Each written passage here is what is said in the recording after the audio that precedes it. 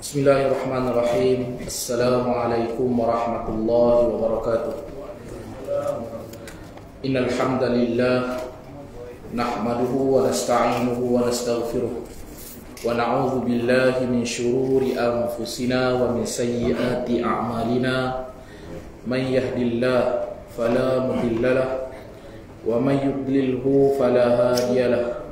Ashhadu an la ilaha illallah wahdahu la syarika lah wa ashhadu anna sayyidana Muhammadan abduhu wa rasuluh. Allahumma salli ala sayyidina Muhammad wa ala ali sayyidina Muhammad. Subhanaka la ilma lana illa ma 'allamtana innaka antal alimul hakim. Wala hawla wala quwwata illa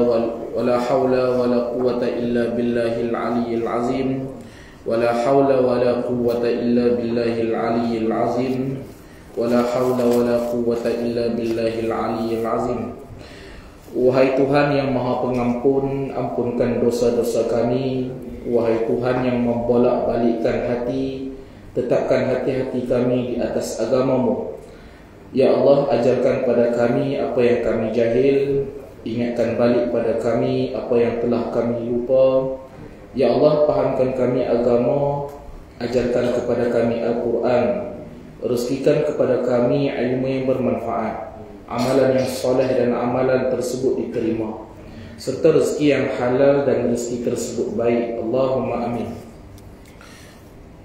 Ibu ayah yang saya kasihi, apa khabar semua? Sihat kan? Alhamdulillah, saya tengok muka semua ceria-ceria. Saya tengok muka semua muka bahagia kan? Muka bulan merdeka. Ibu ayah, kita sekarang ni di bulan kemerdekaan. Hari ni berapa Muharram dah hari ni ya? Hari ni 20 Muharram dah. 21. Terlimpas satu hari saya. Terlajak satu hari. InsyaAllah ibu ayah, minggu ni kita akan sambung lagi kuliah kita. Seperti mana minggu-minggu yang sebelumnya. Minggu yang saya tak dapat hadir, saya mohon maaf. Minggu lepas saya kursus. Minggu lepas betul lah, saya kursus di Pangkur. Jadi saya sampai hari Isnin, Selasa tu tak tahan, tak apa larat kan. Jadi saya mohon ampun dan maaf lah. Mungkin ada ibu ayah yang ternanti-nanti ya, yang mana ternanti-nanti kuliah saya tu, saya sangat-sangat berterima kasih dan saya memohon ampun dan maaf di atas kecuaian saya. InsyaAllah ibu ayah, kita akan sambung kitab kita Al-Qawlu Tam fi Ahkam Al-Ma'mum wal Imam karangan Ibnu Imad yang telah diterjemahkan oleh Syekh Zakaria Haji Zakaria, Tuan Guru Haji Zakaria Almarhum. InsyaAllah hari itu kita berhenti dekat masalah yang keempat. Tidak disunatkan tahiyatul masjid ketika sembahyang sedang diqamatkan. Betul? Kan? Lepas tu saya sambung sikit, janganlah makmum bangkit berdiri sehingga imam keluar. Itu benda kan? Dan kita akan sambung kepada makruh sembahyang sunat atau sujud tilawah. Sebab saya ingat lagi yang ni hari tu ada haji tanya. InsyaAllah ibu ayah, kalau sempat malam ni kita cuba 4 tajuk. Yang pertama kita nak tengok kan, apa hukum sembahyang sunat ataupun sujud tilawah selepas qomat ataupun hampirnya. Yang kedua insya-Allah kita akan tengok tajuk apa hukum imam dia suruh makmum membetulkan saf. Yang ni yang selalu kita buat. Ustaz, bila kami dah selalu buat, untuk apa lagi ni Ustaz baca bab tu? Kita tahu bila kita baca rupanya itu ada dalam kitab. Rupanya hukum dia sekian-sekian. Selama ni mungkin kita tahu kerana diberitahu oleh siapa? Oleh orang tua-tua. Ibadah ni ibu ayah, ibadah dia tak boleh terhenti setakat ikut-ikut. Tak boleh. Ibadah dia bermula dengan ikut-ikut. Macam kita lah. Saya nak bagi tahu kata kita lah kita. Dulu kecil-kecil mak ayah kita ajak kita macam mana nak sembahyang. Guru-guru kita ajak kita macam mana nak sembahyang. Ibu ayah, kita dapat ilmu cara nak sembahyang. Kita dapat betul salah dalam sembahyang. Apakah boleh terhenti setakat itu? Tak boleh ibu ayah. Apakah boleh sama ilmu kita pada kita umur 12 tahun dengan umur kita pada umur 52 tahun? Tak boleh sama. Kalau umur kita 12 tahun, ilmu setakat itu, umur kita sekarang 52 tahun pun, umur ilmu setakat itu juga, maksud dia sebanding dengan umur 12 tahun, itu tandanya dalaman kita ada masalah, ibadah kita ada masalah. Bermula dengan kita diajar solat, sampai satu tahap kita praktis solat. Tahap kedua apa? Kita istiqamah solat. Tahap ketiga, kita kena tahu, aku solat ni kenapa? Siapa suruh aku solat? Bila solat? Bagaimana solat tu? Aku angkat tangan setiap kali takbiratul ihram. Nabi buat ke? Nabi tak buat ke? Aku baca subhana rabbiyal azimi wa bihamdi 3 kali. Kenapa 3 kali? Daripada mana sebut 3 kali? Maksudnya apa ibu ayah? Pada ketika umur 12 tahun, kita just do, kita just buat tanpa kita tahu sebab. Ustaz, agama ni dia bukan boleh main logik-logik, semua nak ada sebab. Betul. Setuju. Tetapi tak semua benda yang kita tak boleh tanya sebab. Sebab apa? Ilmu tanpa, ibadah tanpa ilmu, sia-sia. Makanya sampai peringkat ilmu kita sekarang ni, umur kita sekarang ni, kita kena tahu lah. Oh, selama ni yang aku buat ni ada dalam kitab, kita dah sebut. Makna kata selama ni yang mak ayah aku ajar, orang tua-tua dulu ajar, betul dah lah. Tinggal lagi dia orang tak bagi tahu lah sumber. Kan dia orang tak bagi tahu lah kata hadis Nabi, ataupun dia orang tak bagi tahu lah ada dalil apa semua. Tapi rupanya ada. Itu tujuan kita belajar. Dan insya-Allah kita masuk pada tajuk keempat, kalau tajuk ketiga kalau sempat. Apa hukum kita membaca bismillah ketika hendak takbiratul ihram? Ibu ayah, kita salat sehari 5 kali, itu yang wajib. Setiap kali kita salat, kita akan angkat takbiratul ihram. Selama ni kita angkat takbiratul ihram, sebelum kita angkat takbiratul ihram, apa kita buat? Apakah kita bermula dengan bismillahirrahmanirrahim baru Allahu akbar?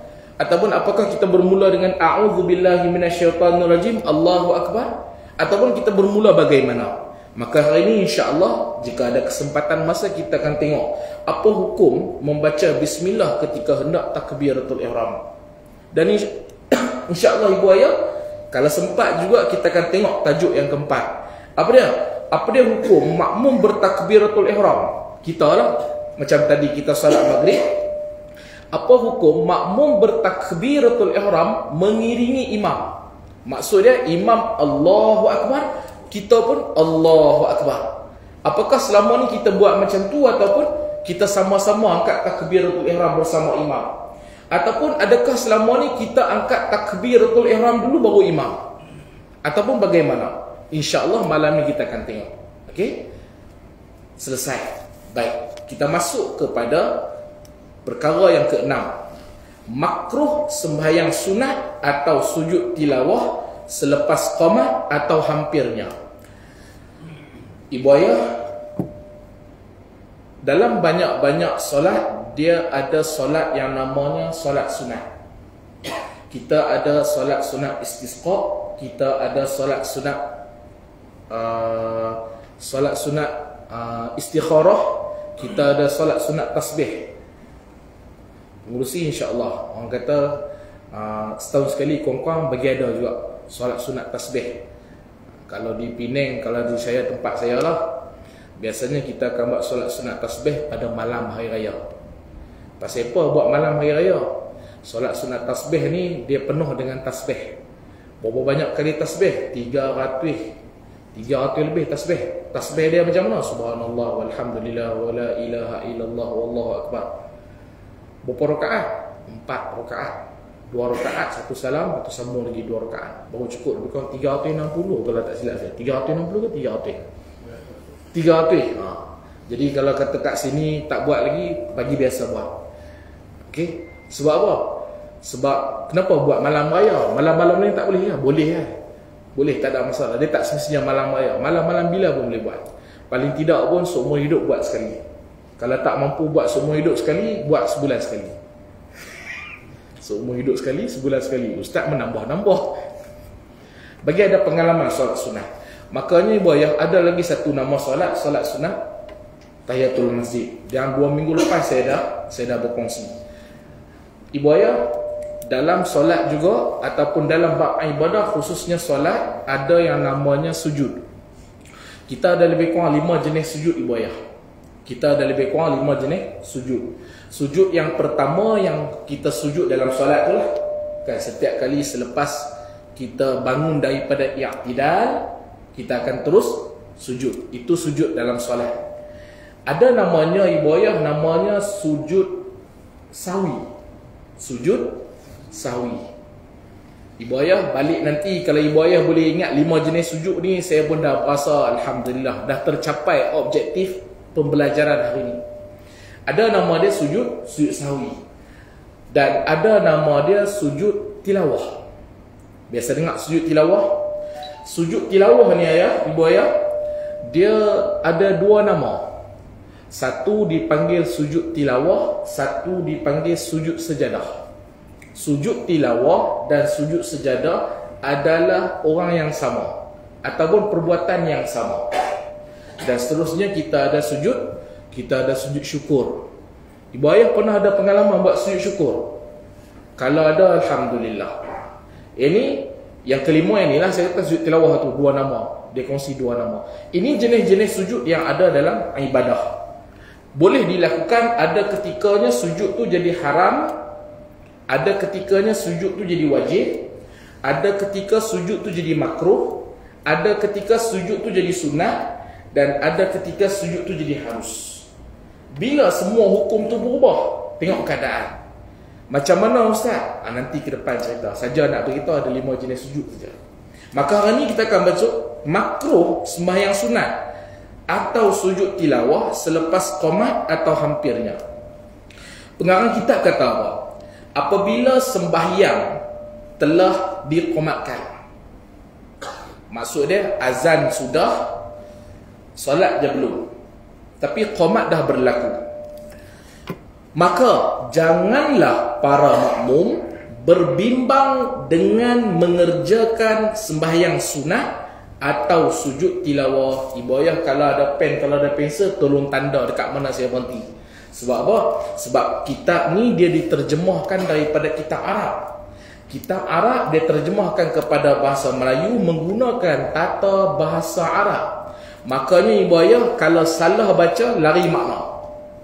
Salah berhenti, salah koma, dia jadi maksud lain. Jadi saya mencadangkan ibu ayah yang bawa pen, bawa pensel, kalau boleh tanda. Apabila sembahyang telah diqomatkan, maka janganlah para makmum berbimbang dengan mengerjakan sembahyang sunat atau sujud tilawah. Maksud dia apa? Selesai azan, sembahyang belum, bilal qomat. Apa nak buat? Jangan buat solat sunat dan jangan juga buat sujud tilawah. Kerana apa? Kerana itu bukan tempat yang sunat ataupun sepatutnya kita solat sunat ataupun sujud tilawah. Apakah perbuatan tu haram? Perbuatan tu tidak haram. Okey, perbuatan tu tidak haram, tetapi elakkan lebih baik. Kerana apa? Kerana dah menghampiri waktu solat. Dan jika imam menyuruh muazzin ni maksud dia Bilal lah, tukang azan, okey. Dan jika imam menyuruh muazzin qomatkan sembahyang, ibu ayah, salah tak kalau imam bagi tahu kat Bilal, Tok Bilal qomat ataupun Tok Bilal azan? Tak salah. Itu under command. Maksud dia imam dia ada kuasa untuk menyuruh Bilal azan. Okey. Lepas ni ibu ayah, kalau ada imam kita lebih muda daripada Bilal kita, bila imam menyuruh Bilal qomat, itu bukanlah dinamakan tidak beradab. Okey? Sebab kita tengok hang siapa hang yang Tok Bilal tu lebih tua daripada hang muda, so dan itu memang ranking dia. Dari sudut jawatan imam lebih besar walaupun imam tu baru umur 20-an. Tok Bilal kita umur 60. Dia bukan kira umur, dia kira jawatan. Okey? Baik. dan ia belum memulakan qomat. Bila imam suruh qomat, bila pun dia tak mula lagi. Atau ia tidak disuruh oleh imam qomatkan sembahyang. Sama ada imam suruh ataupun tempat kita mungkin imam tak suruh. Pasal apa? Bilal di Labuan ni alhamdulillah dia tahu peranan dia. Ibu ayah masuk je waktu kita akan azan. Ibu ayah ada dapat tak makluman yang bermula 6 Ogos kah? Yang solat Jumaat azan pertama adalah pada ketika masuk waktu solat. Ada dapat maklumat lah? Alhamdulillah, setelah bertahun ada tempat yang kebanyakannya dia tak azan ketika waktu solat, masuk waktu solat, tapi dia azan pada 12.30. Alhamdulillah, ini satu pembaharuan yang sepatutnya berlaku. Sepatutnya berlaku. Masuk waktu azan. Di sini pun buat kan? Alhamdulillah. Baik. Sama ada Bilal disuruh ataupun tak disuruh oleh imam, tetapi diketahui mengikut adat masa memulakan qomat itu telah sampai. Sekarang ni kita ada jam. Azan, lepas azan ada lebih kurang 10 minit. Biasanya azan antara 3 ke 5 minit. Bergantung pada betapa panjangnya nafas Bilal tu lah. Kalau nafas Bilal tu pendek, mungkin azan jadi pendek. Maksud dia kita akan ada 10 minit sebelum solat tu dikerjakan. Maka tempoh itu adalah tempoh yang sangat genting. Bagi siapa? Bagi kita para jemaah dan bagi para Bilal yang akan qomat. Kerana apa? Kerana dia ada hukum. Maka adakah makruh bagi makmum memulakan sembahyang sunat seperti mana makruhnya sembahyang sunat selepas diqomatkan sembahyangnya? Pada ketika tempoh 3 ke 5 minit lagi nak solat, pada ketika tempoh 3 ke 5 minit lagi, kalaulah makmum yang baru sampai, makruh ke tak makruh dia solat sunat tu? Baik, dia kata atau tidak makruh baginya. Dia buat cerita. Kerana apa dia kata? Kerana kalaulah dia kata tak boleh, kalaulah kita kata tak boleh solat sunat pada ketika itu, dia jawab, kerana qomat itu belum dimulakan. Kalau kita kata solat sunat dalam tempoh 3 ke 5 minit sebelum nak solat fardu, kalau kita kata tak boleh, dia jawab, dia kata qomat tak berlaku lagi, kenapa tak boleh? Mengikut qaul yang muktamad, dia bagi jawapan. Jangan risau. Dia timbulkan persoalan, dia bagi jawapan. Mengikut qaul yang muktamad. Qaul yang muktamad ni keputusan macam kita lah, keputusan muktamad.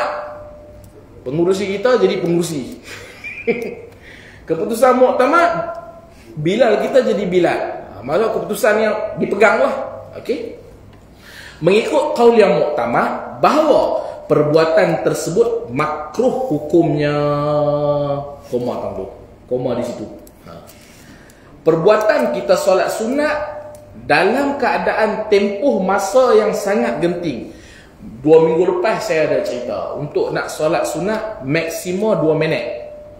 Maksima 2 minit. Maksud dia kalaulah kita punya insya masuk 7.47, azan katalah 3 minit, 7.50. Bila habis azan, orang sembahyang sunat. Bermaksud ada baki lebih kurang berapa? 7.47 tambah 3 minit, 7.50. Maksudnya ada baki 7 minit. Kita sampai ada baki lagi berapa? Kalau kita sampai ada lagi 1 minit ataupun 2 minit cukup-cukup, yang tu keadaan tu dah makruh. Tapi kalau kita sampai baki masa ada berapa? 3 minit ataupun baki masa ada lagi 5 minit sebelum qomat, maka pada ketika itu tak makruh. Dengan syarat kita solat ringkas. Maksudnya kita tahu kalau aku solat ni sepanjang, biasanya kalau aku solat sunat paling-paling lama pun 3 minit ataupun 4 minit. Tapi bagi orang yang dia jenis solat sunat memang lama. Ibu ayah pernah kira tak? Ibu ayah solat sunat berapa lama? Ustaz, solat pun nak kena kira? Nak kena kira, baru tahu. Seminit setengah. Ada tak yang lebih pada seminit setengah? 2? 2 minit. Ada yang lebih pada 2 minit. Ustaz, saya malu nak beritahu nanti di kategori riak pula. Dah ni bukan cerita riak. 3 minit. Tak boleh buat laju. Ada lagi tak? Ni bukan cerita riak. Kita cerita bila kita ada data, daripada data tu kita dapat maklumat. Okey? Ada tak yang lebih pada 3 minit?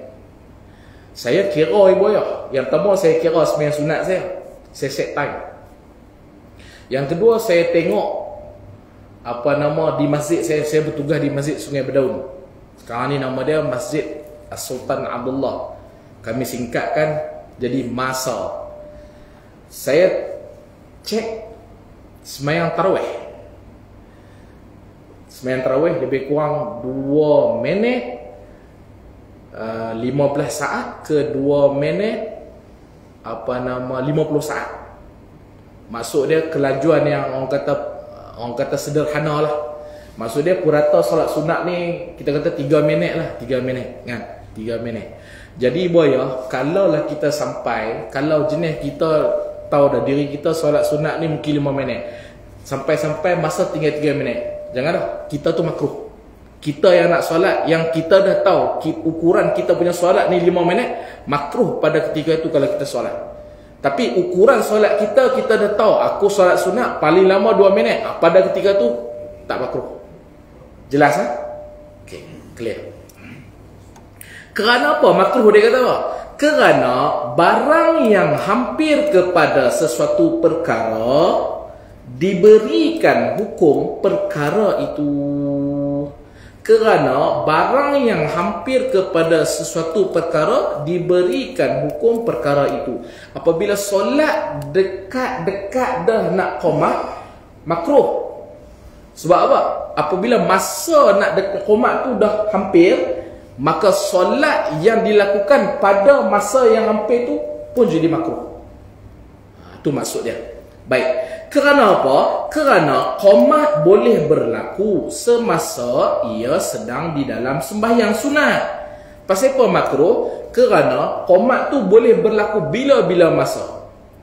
Kena dia tengah solat pula duduk di soh depan. Kan dah ganggu orang. Kita pula mulut jahat sikit. Dah lah main lambat. Kita sama-sama kita ni pakai kopiah, sama-sama main surau. Kawan ni buat baik, yang kata pun nak buat baik juga. Yang kata tu apa? Yang kata tu kita lah. Hang dah tahu main lambat, yang hang solat dekat depan ni pasal apa? Ustaz, takkan kata lagu tu pun kira jahat? Jahat tu. Jahat tu. Tapi itulah, siapa punca jahat? Dia lah punca jahat. Sama-sama jahat. Ingat dalam surau, dalam masjid tak buat jahat. Berapa banyak jahat yang kita buat dalam surau masjid. Ya cikgu. Macam mana pula kalau dalam satu situasi sepatutnya dah nak qomat, dia datang lambat, Bilal beli pergi pulang. Nak solat kan? Nak solat dulu. Bilal bagi peluang. Kita solat. Okey. Cantik soalan tu. Cikgu tanya kan, memang masa tu dah suntuk. Lepas tu kita sampai, Bilal pula kata nak solat sunat. Bilal bagi peluang. Dia ada beberapa keadaan. Ada 2 keadaan. Satu boleh, satu tak boleh. Boleh sekiranya kalau dia tak mengganggu orang yang punya masa.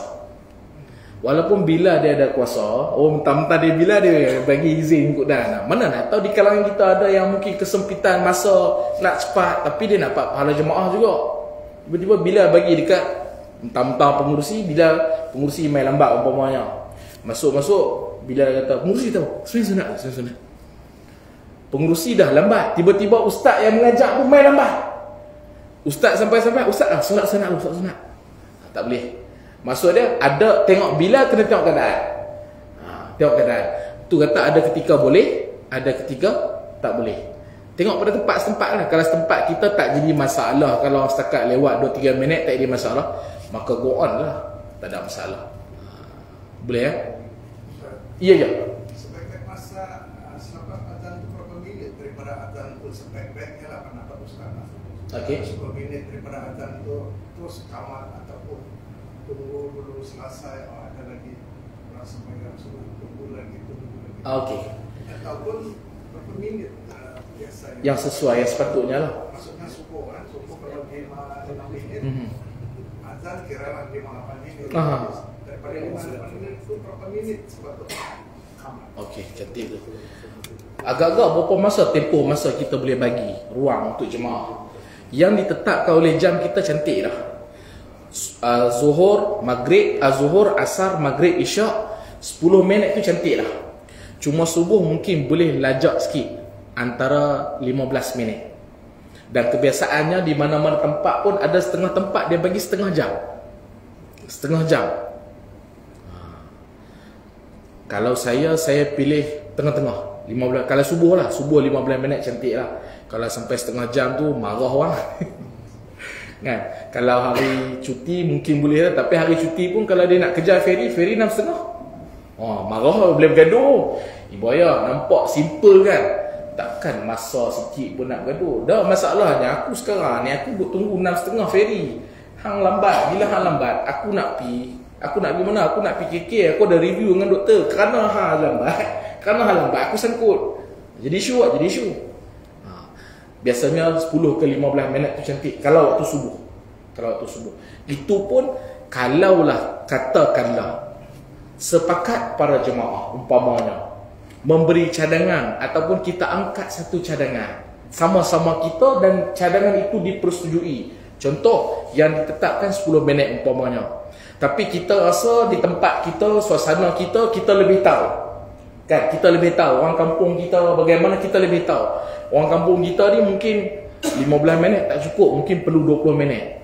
Kalau semua sepakat dan semua maklum, maka tak ada masalah, boleh je kita ubah.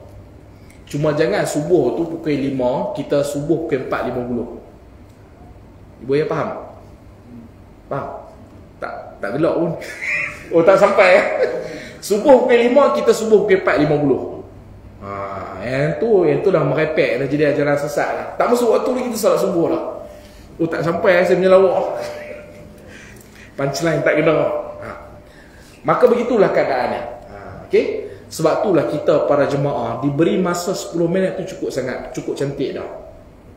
Bila kita dah, contohlah kita dah terlambat, masa yang diberi tu, ibu ayah nak solat sunat macam saya kata tadi ya, antara between 2 ke 4 minit je solat sunat. Dia bagi masa 10 minit cundah. Jadi kalau kata kita lambat dan kita nak solat sunat, itu masalah kita, bukan masalah yang ditetapkan oleh para jemaah ataupun yang dah disetting. Kalau kita lambat, tengok. Kalau boleh kesan kita solat tu akan terlepas, maka tak perlu dah solat sunat tu. Itu yang terbaik. Itu pentingnya kita ada ilmu. Bila ada ilmu, settle masalah ibu ayah. Orang ada ilmu pun boleh bertelagah ibu ayah, tambah tak ada ilmu lagi bertelagah. Okey? Boleh ya? Boleh ya? Okey, baik. Tang mana lah tadi? Kerana qamat boleh berlaku semasa ia sedang dalam sembahyang sunat, dan dengan demikian boleh menyebabkan luputnya takbiratul ihram dengan imam. Pasal apa pengarang kata makruh? Sebab dia boleh menyebabkan luput apa? Luput takbiratul ihram bersama imam. Penting sangat ke takbiratul ihram bersama imam? Penting. Sebab apa? Sebab mari kita tengok, ada hadis Nabi tentang Nabi cerita kelebihan dapat takbiratul ihram bersama imam. Ada. Baik. Selesai kat situ. Kesimpulan dia apa? Kesimpulan dia, kalau tengok masa ada lebih kurang 5 minit lagi sembahyang sunat. Tapi kalau masa kurang daripada 2 minit, 3 minit, berdiri tegak tunggu sudah. Itu yang terbaik. Baik. Masuk kepada yang seterusnya. Ibu ayah kalau ada soalan, tanya aja terus. Saya boleh jawab saya. Ya, silakan. Tahiyatul masjid. Tahiyatul masjid. Ya, ada dua pendapat. Saya cakap golongan saja lah. Golongan pertama, apabila khatib atau imam sedang baca khutbah, dia tidak benarkan kita salat tahiyatul masjid karena dia diganti dengan khutbah imam. Golongan kedua, dia cakap boleh. Apabila kau masuk di dalam masjid, entahkah itu di khutbah dibaca atau tidak, kau kena buat salat tahiyatul masjid. Jadi pendapat yang kuat itu untuk bagi Imam Syafi'i yang mana yang dia pegang ini? Boleh saya tahu pendapat pertama tu yang kata tak boleh tahiyatul masjid tu pendapat mana? Dia pendapat golongan pertama ini. Dia tidak benarkan kita solat tahiyatul masjid apabila khutbah sedang dibacakan. Jadi penggantinya tahiyatul masjid ini dia mendengarkan khutbah itulah. Okey, Ibu Ayah, ketika mana Nabi sallallahu alaihi wasallam sedang berkhutbah, datang seorang sahabat Nabi, terus dia duduk. Khutbah Jumaat lah ni. Dia datang ke masjid ketika mana Nabi sedang khutbah. Terus sahabat Nabi tu duduk. Terus Nabi yang sedang khutbah tegur. Bahasa kita nak bagi mudah faham. Nabi kata yang baru sampai tu, ni mudah faham, mudah faham. Yang baru sampai tu bangun solat sunat 2 rakaat. Daripada hadis tu, Ibu Ayah, kesimpulannya majoriti ulama berpendapat sunat kita solat sunat tahiyatul masjid ketika solat ketika mana khutbah Jumaat sedang berkumandang. Tetapi perbezaan di mana, Ibu ya? Perbezaan dia bukan dekat. Semua sepakat solat sunat tu sunat buat. Perbezaan kat mana? Perbezaan dia memanjangkan dengan memendekkan. Satu pendapat kata solat sunat sama, semua sama. Ketika mana khutbah Jumaat tu sunat dipendekkan. Kalau panjang jadi makruh. Panjang tu jadi makruh. Adapun yang mengatakan kata solat sunat tu tak boleh dibuat, yang tu minta maaf, saya tak tahu. Saya tak tahu pendapat mana yang kata tak boleh. Setakat yang saya tahu, pendapat yang mengatakan semua sepakat solat sunat tu sabit dengan hadis sahih. Tinggal lagi yang berbezanya dipendekkan ataupun dipanjangkan yang menjadi perbezaan. Itu yang saya baca lah. Adapun pandangan yang Haji sebut tadi, yang tu wallahu alam, saya tak tahu. Saya tak tahu. Saya memilih pandangan bagaimana? Saya memilih pandangan apabila kita datang, kita dah lewat, khutbah sedang dikumandangkan, solat sunat. Solat sunat, cuma solat sunat tahiyatul masjid tu pendekkan. Pendekkan. Maksudnya kalau tasbih tu 3 kali, jadikan sekali. Kalau selalu kita baca lepas baca surah Fatihah, kita baca surah lazim, maka tak perlu baca surah lazim. Kalau kita selalu baca tahiyat at-tahiyyah sampai fil alamin innaka hamidum majid, cukup setakat baca at-tahiyyah sampai Allahumma salli ala sayyidina Muhammad wa ala ali sayyidina Muhammad. Tapi boleh tak kalau orang bila dia sampai-sampai dia duduk, dia tak mau buat tahiyat sunat tu? Boleh tak? Boleh, tak ada masalah. Tak ada masalah. Tak ada masalah. Tak ada masalah. Okey? Sebab ada juga ayat. Saya berbalik pada yang tadi yang sudah sekarang. Sunat makruh melaksanakan sunat bila kalau azan itu adalah hak Bilal. Ya.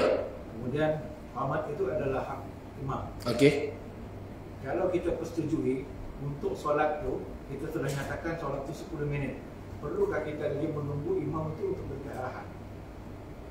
Contohlah kan, kita sudah bagi tahu asar zuhur, asar, maghrib, isya 10 minit daripada azan Bilal akan qamat. Jadi perlukah Bilal tu menunggu arahan tengok imam atau pada imam untuk qamat? Dia ada 2 keadaan. Yang pertama perlu, yang kedua tak perlu. Perlu kalau imam tu belum ada.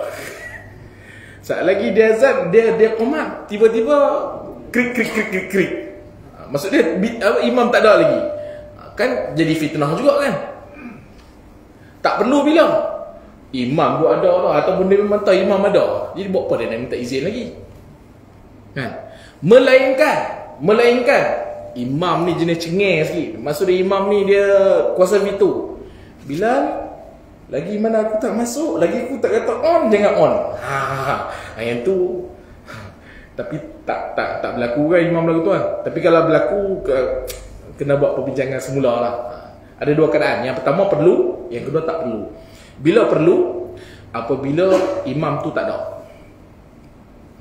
Imam tu tak ada. Ataupun siapa-siapa yang boleh jadi imam, contoh saya imam, cikgu Bilal umpamanya, saya tak hadir ataupun saya lambat hadir, cikgu dah azan, cikgu tahu cikgu boleh jadi apa? Cikgu boleh jadi imam. So cikgu tak perlu tunggu saya, cikgu tulislah. Tapi kalau saya ada, cikgu tahu, yang pertama cikgu tahu saya ada, yang kedua cikgu tahu saya akan masuk, dia tak perlu minta izin. Tak perlu minta izin. Tak perlu, orang kata tak ada keperluan kita nak minta izin pada imam. Okey? Boleh? Boleh. Jadi meletakkan waktu itu sudah melengkapi untuk kebenaran. Ya, sebenarnya peletakan waktu tu 10 minit tu dah secara tak langsung. Dia macam ni lah, kita tak cakap apa tapi kita sign. Sign tu maksud dia apa? Setuju lah. Kan? Sign tu maksud dia apa? Setuju lah. Melainkan kita tak tahu apa yang kita sign. Yang tu pelik. Mustahil berlaku lah. Maksudnya peletakan waktu tu memang dah dipersetujui umum. Dia benda dah diketahui ramai. Dia tak ada keperluan lah nak minta izin lagi. Okey? Ya.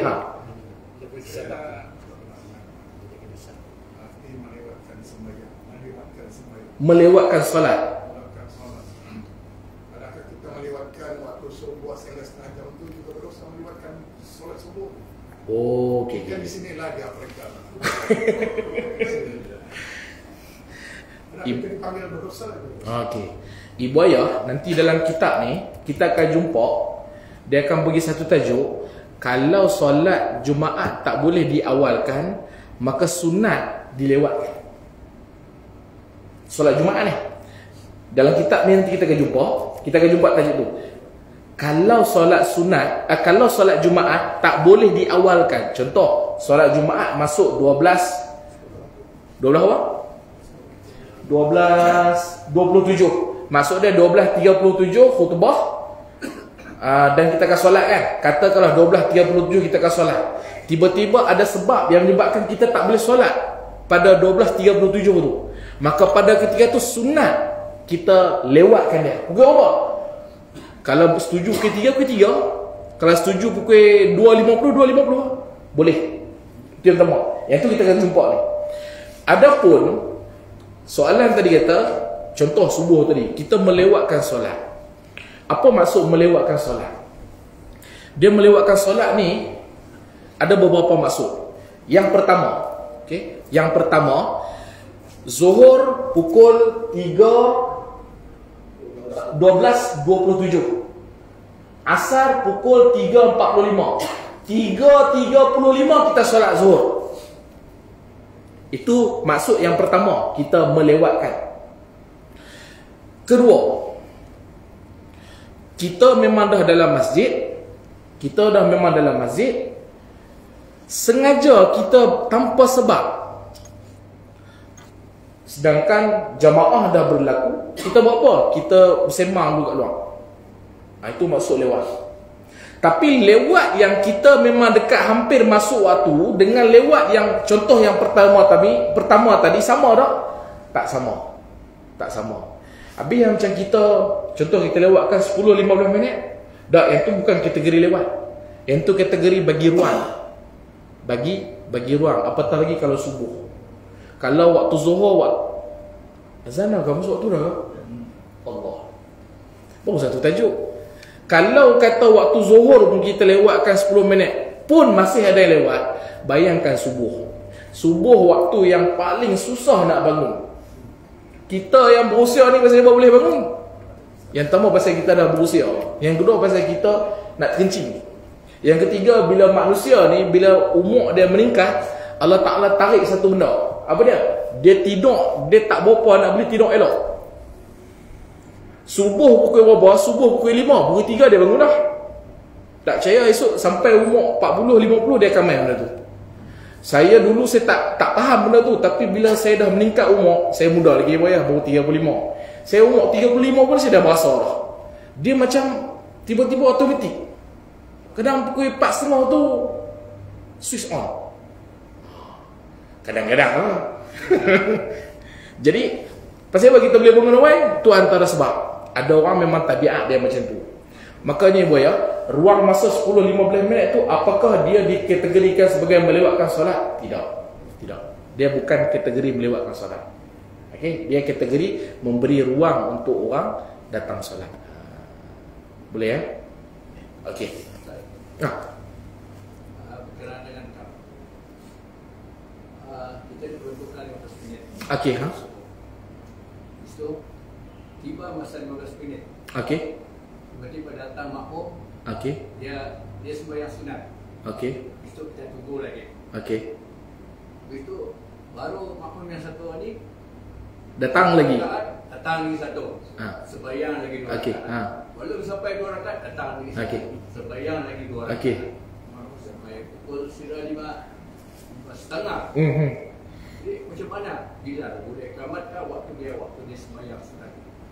Tanggungjawab Bilal adalah qamat apabila sampai masa. Siapa pun dia, bagaimanapun dia, lewat macam mana pun, 10-15 minit masa dah bagi. Kalau dia solat juga, dia yang solat tu, jemaah yang solat tu, makruh hukum dia. Bilal yang qamat tu grade A. Sebab apa? Bilal ikut SOP. Bilal ada ilmu. Itu menandakan Bilal kita ada ilmu. Walaupun Bilal tu azan tak sedap. Ustaz kata kat kami, dah nak bagi tahu kata, sedap tak sedap nombor 2. Tapi ilmu kata apabila masuknya waktu, kami dah bagi 10-15 minit, aku laksanakan tugas aku. Yang hang ni mungkin dia pakai serban, umpamanya dia pakai jubah ataupun dia alim besar sekalipun, hukum makruh. Pasal apa? Tadi kita dah cerita, waktu tu waktu bimbang, waktu tu waktu cedera, makruh kalau solat. Walaupun dia solat, perbuatan solat tu baik, tapi bila tak kena masa, perbuatan solat tu makruh. Makruh ni maksud dia apa? Buat tak dapat apa, tinggal dapat pahala. Tinggal solat sunat tu dapat pahala, buat solat sunat tu tak dapat apa. Maka pada ketika itu, contoh kita subuh umpamanya, kita dah set dah 15 minit. Cukup 15 minit subuh ke apa? Subuh pukul 5.04. 5.04 tambah 15 minit jadi 5.19. Cukup 5.19 qamat. Tak payah peduli siapa kat belakang tu. Dan di situ kita boleh kenal. Kenal apa? Kalau ada yang solat sunat, maksud dia orang tu kurang ilmu. Bila orang tu kurang ilmu, jangan kata kat dia. Lepas solat, belanja dia teh tarik, roti canai, roti tampai, lepas tu lepas dia kenyang bagi tahu kat dia. Solat sunat kalau waktu cedera ni makruh. Jangan pergi kata dia tak bagus lah. Saat lagi kawan tu, kenal lah kawan tu berkali tambah main surau, kenal kita tegur, tak main langsung dah berkurang dah jemaah kita. Orang kata teguran mestilah bil hikmah. Tu kita kata jamu kari kambing ke, jamu roti canai tampai ke, bagi dia kenyang dulu baru taruh. Boleh maksud dia tak perlu tunggu. Boleh Tapi kalau kata dia nak tunggu, contohlah kan, Bilal ni lembut, baik sangat, dia nak tunggu juga. Nanti Bilal tunggulah orang kata kat Bilal lah.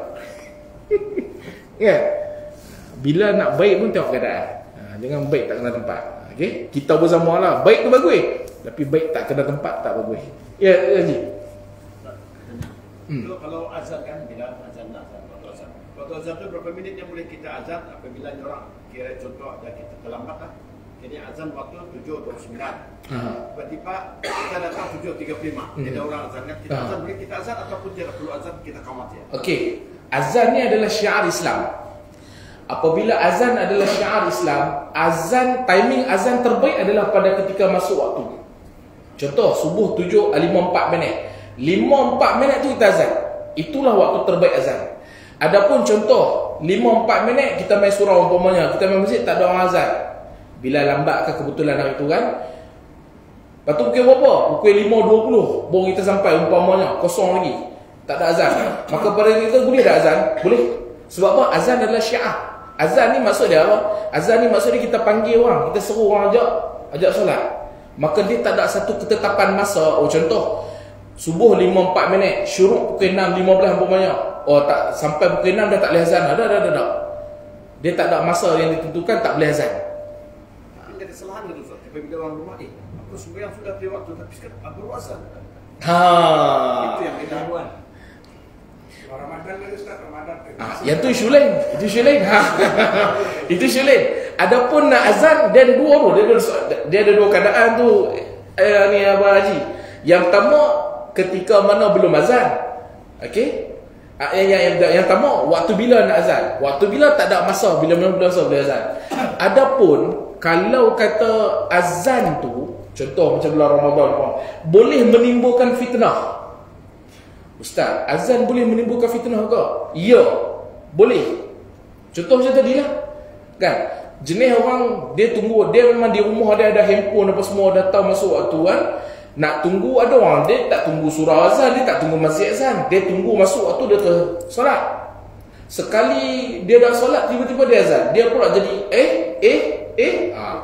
itu cerita nombor 2. Tengok keadaan lah. Kalau tempat kita tak jadi isu, maka tak ada masalah lah azan lah. Tapi kalau tempat kita boleh jadi isu, boleh timbul isu, fikir-fikirkanlah. Ya. Ini ada sedikit minta pencerahan lah. Ya. Selepas azan Isya. Selepas azan Isya. Contohlah. Saya baru sampai pergi masjid. Okey. Adakah saya perlu sembahyang sunat tahiyatul masjid? Okey. Atau saya terus sembahyang qabliyah? Oh, selepas azan Isya. Saya baru sampai masjid. Ya. Cantik soalan. Ibu ayah, solat sunat tahiyatul masjid kita sampai dah azan. Okey, sampai dah azan, sampai masjid dah azan. Ataupun azan dah berlaku dah tapi masih ada tempoh 5 minit lagi umpamanya sebelum nak kita qomat. Maka nak solat sunat tahiyatul masjid ke ataupun solat sunat qabliyah? Ibu ayah, tak perlu solat sunat tahiyatul masjid. Solat sunat qabliyah automatik dapat sekali dengan tahiyatul masjid. Pahala dia dapat sekali. Tapi kalau rajin, ada orang rajin, dia solat sunat tahiyatul masjid juga. Lepas tu solat sunat mula dia solat sunat tahiyatul masjid, lepas tu dia solat sunat qabliyah. Rajin tu bagus dah, tapi tak kena cara. Tak ada keperluan lagi dah. Maksud dia, bila dah azan bahasa paling mudah luput solat sunat tahiyatul masjid. Solat sunat tahiyatul masjid ni boy, saya ulang sekali, dia tak luput, tapi nak bagi mudah faham. Ketika mana dah azan, solat yang perlu disolat sunat adalah solat sunat qabliyah, bukan solat sunat tahiyatul masjid. Kerana apa? Kerana apabila kita solat sunat qabliyah, automatik pahala solat sunat tahiyatul masjid dapat sekali. Tapi Ustaz, saya nak juga solat sunat tahiyatul masjid. Apa susah main lah why? Macam Ustaz cakap tadi tu, khutbah sedang dikumandangkan. Ya. Jadi tiba-tiba seorang tu datang, dia duduk. Rasulullah mengarahkan dia sunat datang masjid. Ya. Bagaimana dengan kegiatan Jumaat? Okey, cantik. Nampak kontradik kan? Adapun pada ketika solat Jumaat, dia ada beberapa pandangan. Satu pandangan kata solat sunat tu bukan solat sunat tahiyatul masjid, tapi solat sunat qabliyah. Tapi satu lagi pandangan kata, oh no, itu bukan solat sunat qabliyah, itu solat sunat tahiyatul masjid. Satu pandangan kata solat sunat tu adalah solat sunat tahiyatul masjid. Satu lagi pandangan kata, no, itu bukan solat sunat tahiyatul masjid, itu solat sunat qabliyah. Boleh faham? Maksudnya di situ ada dua pandangan, ada dua perbezaan pandangan, tapi dua-duanya bersetuju solat sunat tu ada. Dari sudut adakah itu sebagai solat sunat tahiyatul masjid atau itu adalah solat sunat qabliyah, itu saja perbezaan pandangan. Adapun kedua-duanya bersepakat itu adalah solat sunat. Jadi nak pegang yang mana? Pegang solat sunat. Untuk hari Jumaat, pegang solat sunat. Nak pegang solat sunat mana? Siapa nak pegang solat sunat tu adalah solat sunat tahiyatul masjid, silakan. Siapa nak pegang solat sunat tu adalah solat sunat sebelum Jumaat, silakan. Sebab apa? Sebab ada satu lagi pandangan mengatakan selepas waktu Jumaat tidak ada solat sunat sebelum Jumaat. Jangan lupa pandangan tu. Jadi kesimpulan dia apa? Kesimpulan dia, peganglah untuk Jumaat solat sunat tahiyatul masjid. Adapun selain pada Jumaat, kalau kita dah terlewat, terus solat sunat qabliyah. Boleh? Clear? Di antara satu. Yang tak bagusnya apa? Tak buat langsung. Boleh? Clear? Jelas? Saya suka bila buat berbentuk perbincangan macam ni, sebab bab solat ni dia kena diboyah, tak boleh tak ada telinga dengar je. Dia kena timbulkan. Sebab apa? Benda ni merupakan ibadat kita. Kalau kita tak buat soal jawab macam ni, kita balik dalam keadaan ada benda yang kita tak clear. Ya, silakan Haji. Last one. Semayang fardu subuh. Azan subuh. Kita di rumah. Azan itu dilakukan di masjid. Okey. Apakah kita tunggu dulu selesai untuk sembahyang sunat di rumah, sembahyang sunat subuh? Oh, okey, cantik. Selesai ataupun Ibu ayah, untuk makluman kita semua, solat sunat ni digalakkan di rumah. Sabit dengan hadis Nabi, Nabi menggalakkan solat sunat adalah di rumah. Oh, itu Ustaz, kat surau masjid tak boleh buat ah? Tak, bukan tak boleh buat, boleh.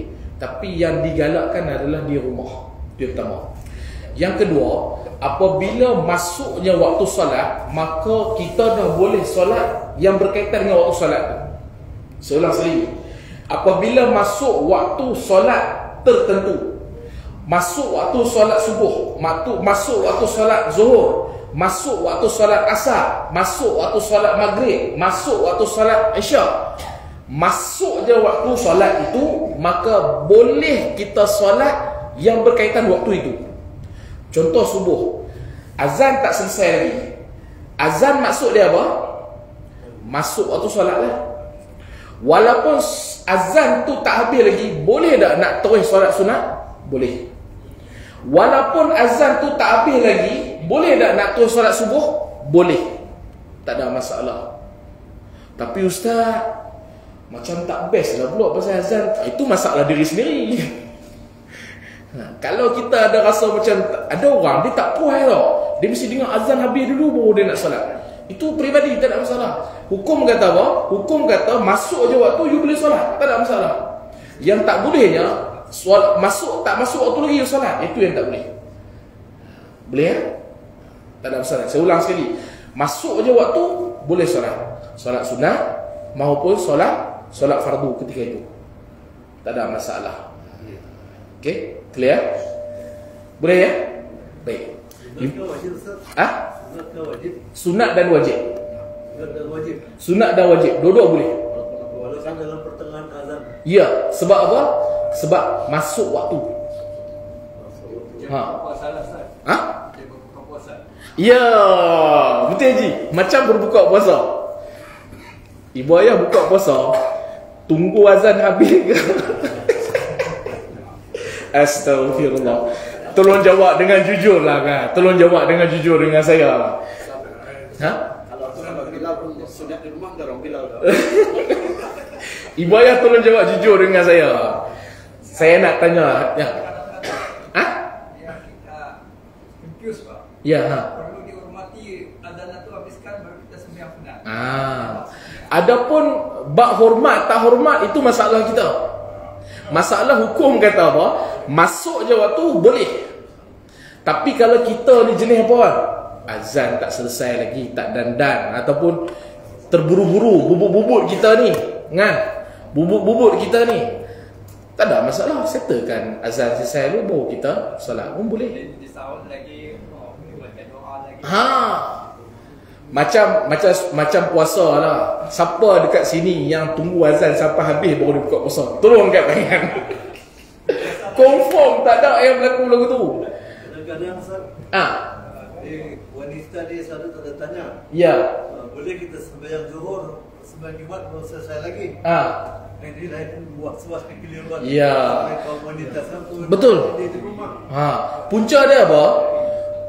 Punca dia kat mana? Punca dia bila kita tak faham tentang masuk waktu tu. Solat ni mudah faham dia, sama lah macam kita buka puasa. Mana ada kita tunggu bila kita habis sampai hayya Allah solat sampai Allah sampai la ilaha, mana ada. Kita dengar terus minum. Terus minum. Kalaulah kita kata solat masuk je azan tak habis lagi dan solat itu dikatakan sebagai tak menghormati waktu yang kita dah buat 50 tahun, 60 tahun.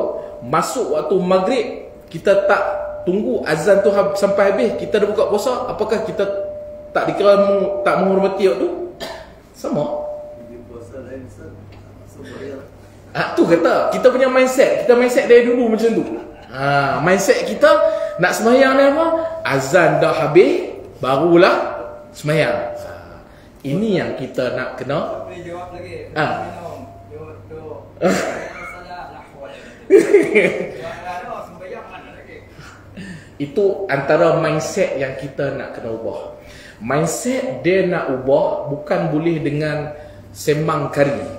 Mindset dia kena ubah dengan ilmu. Ilmu hanya boleh didapati apabila kita wujudkan kelas-kelas ilmu macam ni contohnya. Makanya ibu ayah, kita pakai ajak masyarakat kita. Sebab apa? Kita di sini mungkin tahu, mungkin dapat ilmu. Berapa ramai lagi masyarakat kita yang berpahaman lagu tu. Tanggungjawab kita besar ibu ayah. Okey? Orang nak buat tak buat, bila dia dapat ilmu, dia nak amal tak amal, itu cerita nombor 10. Cerita nombor pertama, pastikan ilmu tu dapat. Semua dengan solat. Dia nak solat, dia tak solat, itu cerita nombor 10. Tapi kerja kita apa? Bagi dia tahu kena solat.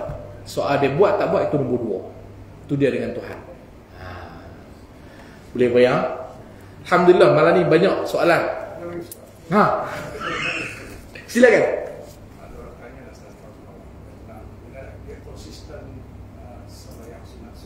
Okey. Ya. Jadi satu masa depan dia terlambat. Okey. Sadar-sadar dia azab. Kalau dia terus lari berjemaah sikit. Okey. Lepas tu dia nak buat sunat subuh. Okey. Mana nak angkat niatnya begitu. Kadang-kadang terlepas atau okey. Cantik soalan tu. Ibu ayah, siapa yang mampu jangan tinggalkan solat sunat sebelum subuh. Saya ulang sekali walaupun saya tak buat.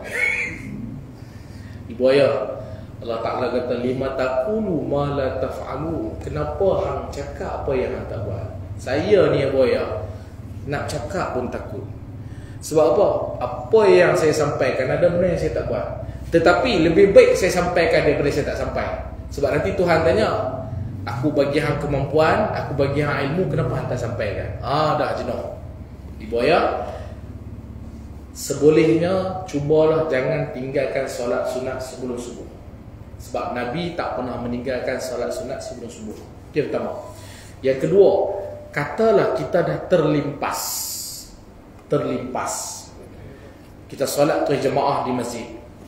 Boleh ke tak boleh kita nak qada, ganti solat sunat sebelum subuh? Jawapannya boleh. Saya ulang sekali lagi. Solat sunat sebelum subuh, sekiranya kita terlewat, terlimpas, boleh ke tak boleh kita qada, kita gantikan solat sunat sebelum subuh selepas solat subuh? Jawapannya boleh.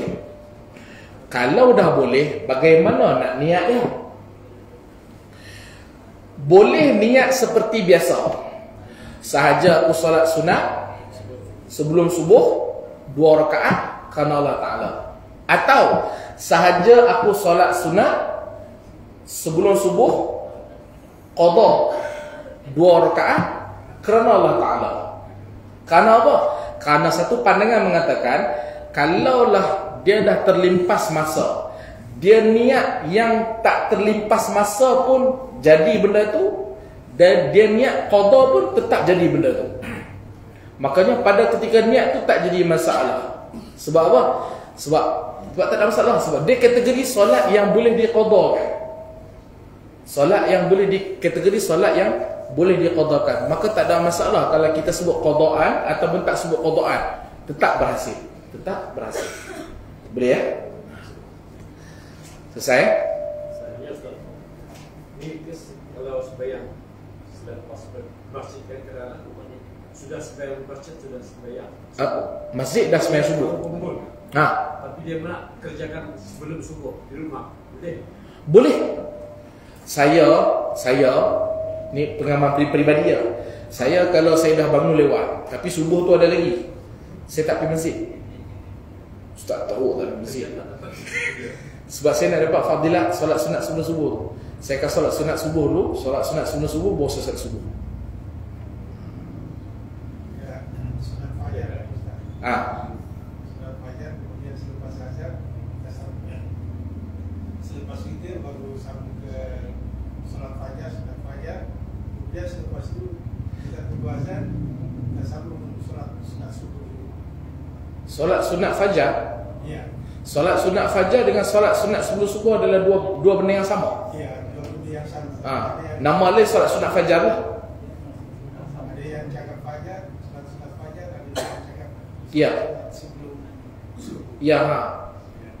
Jadi yang saya buat ini, selepas saya solat witir, saya sambung terus ke fajar. Okey. Kemudian saya tunggu azan di surau. Ya. Lepas itu saya sambung solat subuh, baru saya datang. Betul. Betul. Azan tu boleh buat ke Ustaz? Kalau azan subuh, boleh kan buat sebelum subuh? Solat sunat subuh Sebelum subuh. setelah masuk waktu subuh. Kalau sebelum subuh itu boleh jadi tahajud ataupun terkejut. Tahajud ataupun terkejut. Ataupun witir. Solat sunat subuh adalah bila masuk waktu solat sunat subuh, apabila masuk fardu subuh. Kalau sebelum tak dikira. Dia tak jadi. Kalau buat juga sebelum, dia jadi solat sunat biasa. Tak dapatlah fadilat tu. Satu lagi boya. Orang mindset kita tahajud ni mesti pukul 3 ke 4 pagi. Boya dah. Tahajud ni apa? Tahajud syarat apa? Syarat tahajud? Syarat tahajud adalah tidur. Syarat tahajud adalah tidur. Katakanlah kita tak jaga pukul 3 pagi, 4 pagi. Jaga pukul berapa? Subuh pukul 5.4 minit. Jaga pukul 4.50 minit. Buat tahajud dulu. Sebab syarat tahajud adalah tidur. Dia tak semestinya pukul 3 pagi ke 4 pagi. Cuma kalau dapat pukul 3, 4 pagi, itu namanya waktu yang terbaik lah. Waktu yang terbaik. Jangan tak buat. Rugi lah. Contoh dah bangun pukul apa? Bukan bangun pukul 6. Bangun pukul 4.40. Tapi dia mengeluh dah atas katil tu kat bini. Yang sedih. Dah terlepas dah tahajud. Mana terlepas lagi? Boleh buat lagi. Tak ada masalah. Macam itulah. Boleh Mana yang lebih utama? Solat tahajud atau witir? Mana yang lebih utama? Solat tahajud atau solat witir? Yang lebih utama adalah solat. Yang lebih utama adalah solat.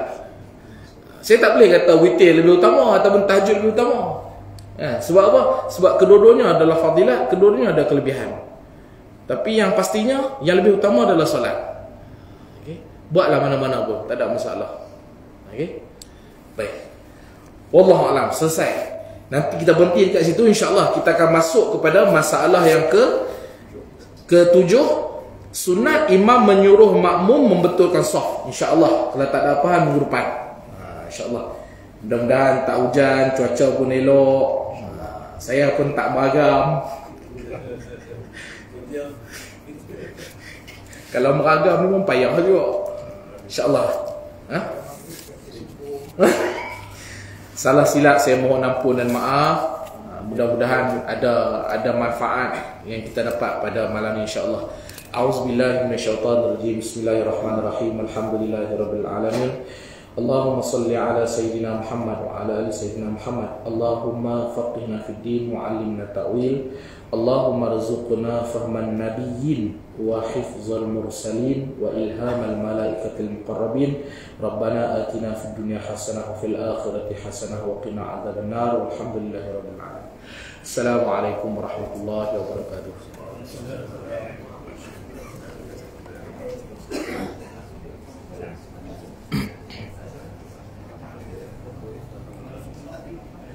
Ibu ayah saya kitab masih ada lagi 3. Kalau siapa nak kitab boleh beritahu. Tapi saya tak bawa lah. InsyaAllah kitab masih ada lagi 3 dekat saya.